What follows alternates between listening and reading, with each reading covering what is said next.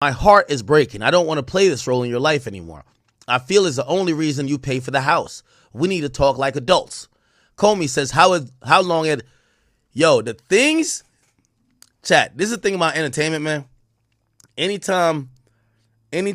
Ooh, okay. My favorite type of text is right here. Ooh, Lee. That's a business text. It says, send me your wire info. I like that a lot. Anyway. Well, they arrested somebody in regards to Skrilla's shooting? We'll get to it. Cool. So.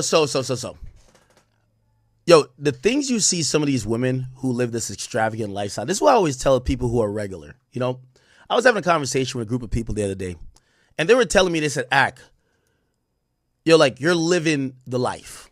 And I was saying to them, I'm like, no, we're all human. We like, happiness is something that is forever fleeting, and we're always chasing, no matter what you have. If you have money, you start looking at other things. If you don't have money, you then chase money. You think money is happiness. When you get money, it's something else. You think it's family, you get family, then it's like happiness is something that's forever fleeting. And their thing to me was like, you know what? Well, you're saying this from a place of privilege because you have money. And I said to them, I'm like, yo, listen, what a lot of people don't realize is that once you check that box of having money or you live whatever lifestyle, you realize like it's the simple things that really like, it's like lack of family. Like, I wish I had a son. Real talk. Now, I'm going to tell you why I'm saying this. I'm saying this because I think a lot of times when people look at these entertainers or these influencers' lifestyle, and let's go to 50 Cent's baby mama, for example, right? I know a lot of people who would look at her lifestyle, Daphne Joy, and they would say, it looks so glamorous.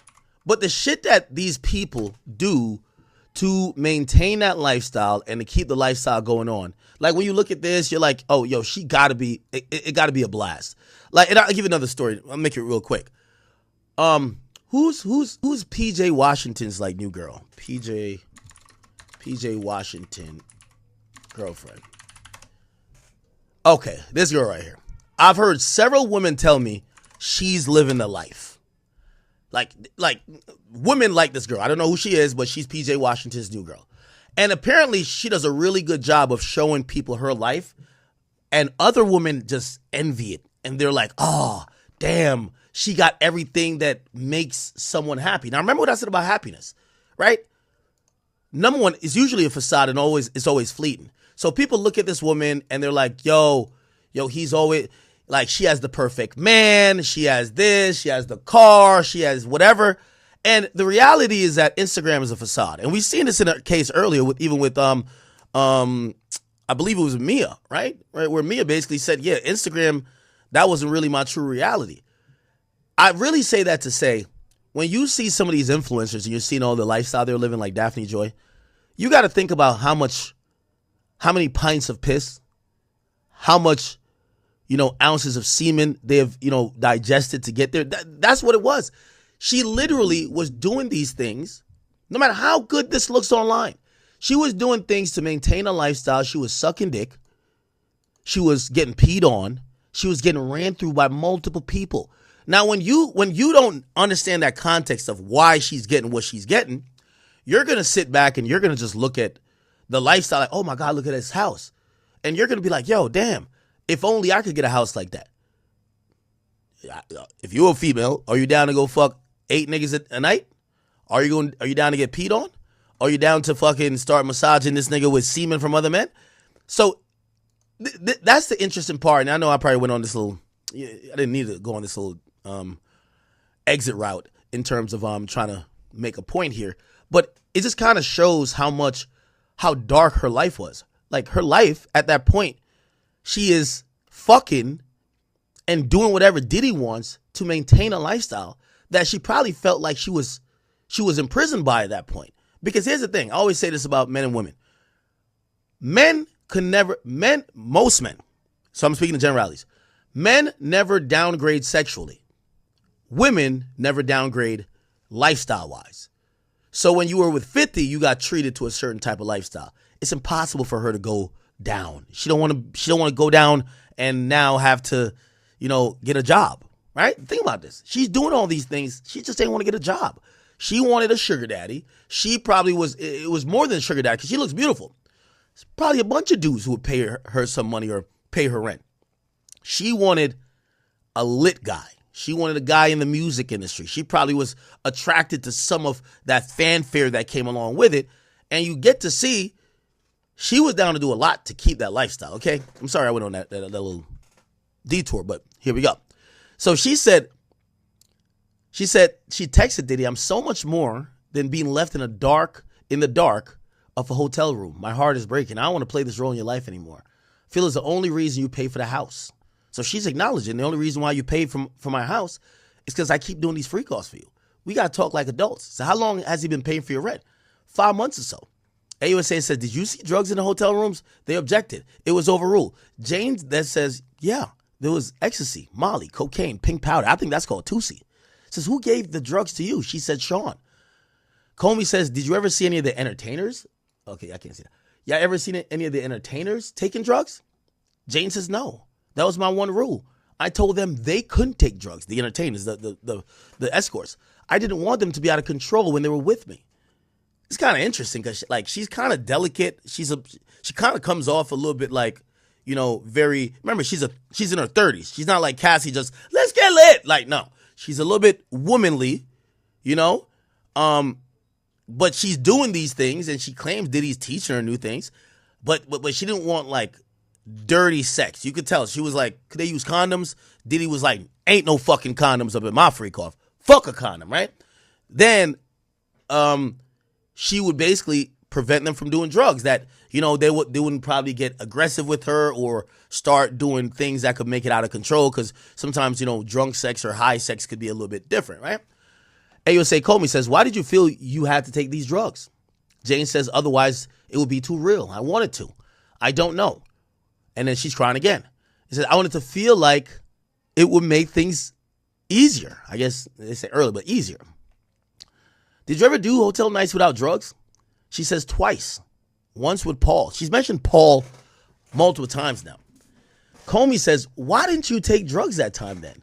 She says, "I didn't want to do that to my body, but it's real, too real. So I asked Sean for a pill." "Did he give you a pill?" "Yes, I felt better." So the second time, she says, "I didn't," so she didn't take drugs twice. Once it was Paul, maybe this was with Paul. The second time, she says her partner was taking too many pills, so she wanted to stay sober. Jane says, "He said, I'll do 30 days without drugs, but let's have one last sobriety party at the L'Hermitage." Comey says, "How did it last?" Jane says, "Too long, 18 hours. AUSA says, "What happened?" Jane says, "The first guy, the second guy, I wasn't feeling too well. I threw up. I told Sean I threw up." Comey says, "What did you say?" He said, "That's good. Now be ready for the third guy." Holy shit. Nah, Diddy's a demon. Diddy's a demon. Diddy's a demon, chat. Diddy is a motherfucking demon. She fucked 2 dudes and she's throwing up. Diddy says to her, "Hold on, girl. We got to get to the third nigga." Wow. Does anyone know somebody with this type of kink? By the way, this type of kink, if it's consensual, there's nothing wrong with it. We could call it weird. But there's people that are cuckolds, and that is normal in certain precincts.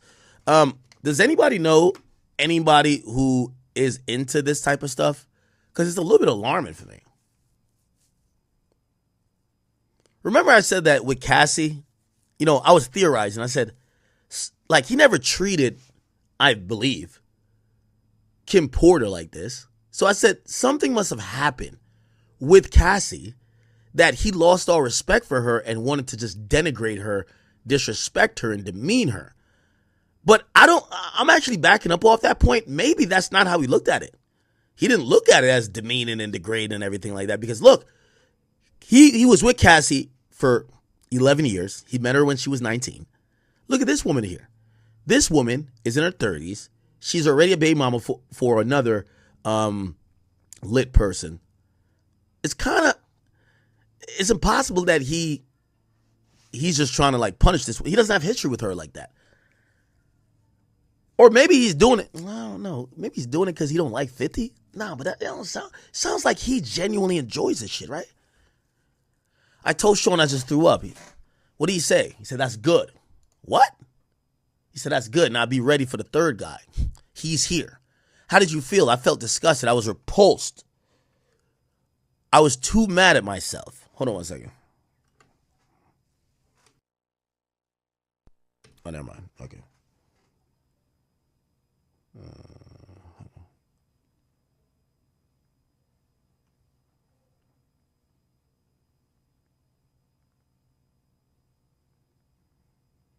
Hold on. Okay. She said, I was mad at myself. I let myself get it. I was mad I let myself get into this. Comey said this would be a good time to break, so they did break, and they broke in an hour. Then they came back. During the break, Combs in an animated conversation with Ignifilo, Shapiro and Steele, he's talking with his hands. So Diddy is, again, we've heard this multiple times, Diddy is like really quarterback in his own defense. He's always talking to his defense attorneys, and apparently from what we've heard about how court looks, while they're in court, they are, while they're questioning witnesses, they'll look back at Diddy, and if Diddy be like, they'll let the witness go. But if, it's like they're almost looking at Diddy to say, should we keep grilling? Should we keep going? So they're doing a lot of things for the amusement of Diddy. Okay? Give me a second. Let me see. So just says, okay.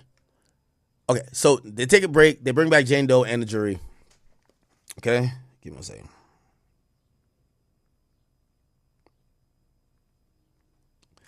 They take a break. All rise. It said, did Sean ever run out of drugs during a hotel night? She says, yes. They said, what happened?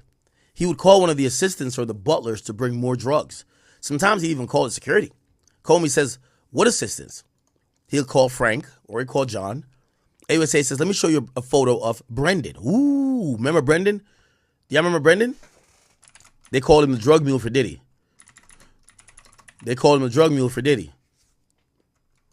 So he was a former basketball player. This is him right here. Because again, this is 25-year-old Brendan Paul. He's a former Syracuse University basketball player, but he's better known off the court as P. Diddy's alleged drug mule. These allegations date back to February, when a bombshell civil lawsuit against P. Diddy called out Brendan Paul by name, listing him as someone who allegedly acquires and distributes Diddy guns and drugs. This was the lawsuit filed by Rodney Jones, better known as Lil Rod. He's P. Diddy's former producer, who laid out a laundry list of serious allegations against Diddy. Lil Rod claims Diddy sexually assaulted him, groomed him to have sex with celebrities, and was the kingpin in a gun, drug, and sex trafficking empire. Similar allegations against Diddy had already been brought forward back in November of last year, when 4 civil suits were filed against Diddy. That includes suits from his ex-girlfriend. Okay, so we know who Brendan Paul is. Okay, so Brendan, that's who that is. Who from security did he call for drugs? Fahim. Sean called him Fa. AUSA, who brought the drugs? Guido. He brought mostly ecstasy, Molly, and Xanax, and Coke. So did you ever take Xanax? She says, yes, after I put Sean to sleep. Holy. Did you ever carry drugs for Sean? Yes, from LA to Miami. KK told me I'll have security come out and give you a package. I asked, is it safe and is it okay? What did KK tell you? She says, it's fine. I do it all the time. Comey says, where did Sean? Okay, so again, Christina Karama is actually implicated in giving drugs over to these people that or to this, to Daphne Joy that she had to transport for him, okay? KK told me I'd have security come out and give you a package. I asked if it's safe and okay. What did she tell you? She says, fine, I do it all the time. So again, KK, his name is coming up. I'm wondering why she's not a co-conspirator. Comey then says, did you move drugs for Sean another time? She says, yes, in my luggage from LA to Miami. There, Sean and I used them. They were ecstasy. Before May and October 2021, who reached out to the entertainers? Jane says, Sean. Then who did it? after then? She says, me. Okay? Comey says, why did you start choosing? She says, I didn't want it to be a stranger. I assessed the dynamic of our relationship. We were walking porn. And I saw a performer and said, that one. Why did you want to choose? I couldn't get away from this. Comey says, who did you choose? I chose Sly Williams. I called him Chef. He had a passion for cooking. What were you and Sean doing? We were having sex on ecstasy. We were talking about Sly's size. Sean was acting all flirtatious about it. What?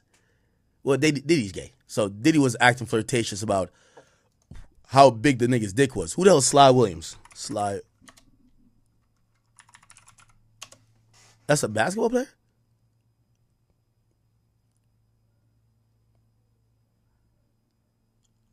Who's Sly? Anyway. Jane says, I sent Sly a message over Instagram. Comey said, did he respond? Jane says, yes. I told him I was a fan of his work. Maybe we should meet up one day. We did a FaceTime. Sean was there. What happened? It got hot and steamy. I asked him to show me himself.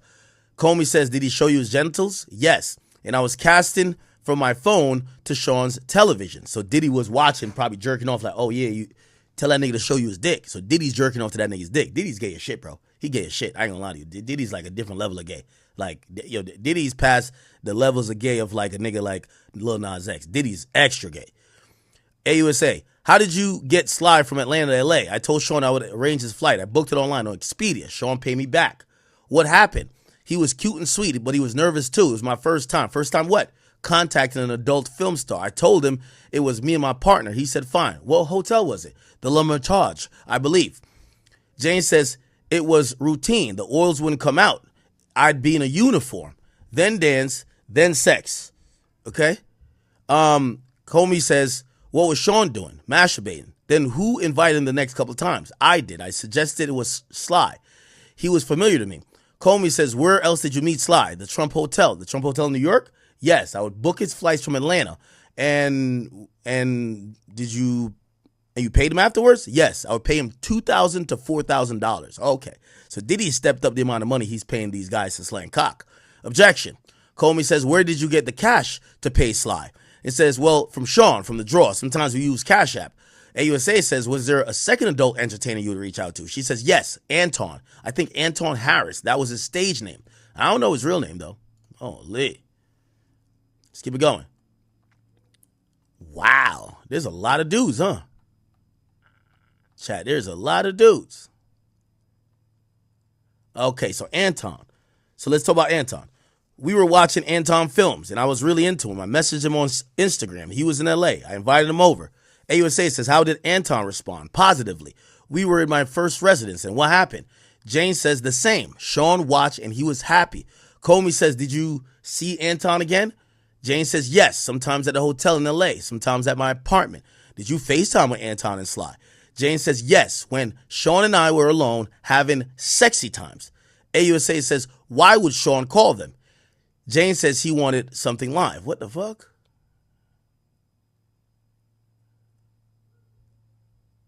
So Diddy would be fucking her. What? She says when her and Diddy was alone having sex, Diddy would call the men. And says, well, why would he call them? He wanted something live. What do you mean? Jane says, I was doing like sexting, FaceTime, and screen sharing to Diddy's TV. I told Sly and Anton I was alone so they would feel comfortable. Did you ever ask Sly and Anton if they ever wanted to send pictures, if they ever wanted to send you pictures of their genitalia? Jane says, yes, Sean wanted them. He would say, get it. So Diddy wanted pictures of the penises.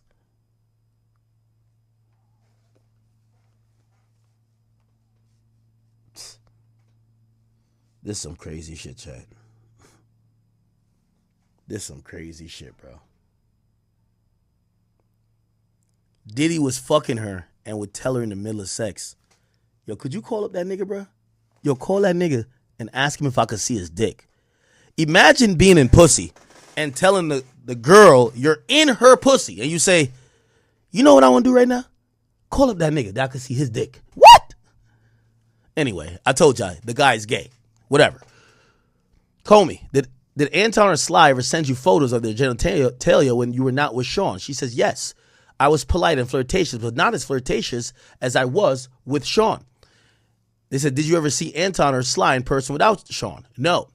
Are these texts with Sly? Let me show you. She says, yeah, it is. I was asking for explicit photos or videos from him. That's what my partner wanted. What did Sly say? He said, I'm down. What did you say? I wrote, I'm touching myself. Then what's your full name and date of birth? He said, why did you ask for his full name and date of birth? I wanted to book his travel. What did you write? She's booking, Jen was, November 9th, 2021, the flight. Comey says, when you receive these explicit images, were you alone? Jane says, yes. I sent a blander message. Then he texted me in April 2022, hey, beautiful, how's your day? Why did Jess book the flight? Or Jess or Jen, whatever. It says, I was too high to type. He's the entertainer. And so what about other entertainers? And she says, yes, there were Paul, there were Don. Sean coordinated the others. Between May 2021 and 2023, how often were there hotel nights? Often, every week or every other week. After 2024, February 20,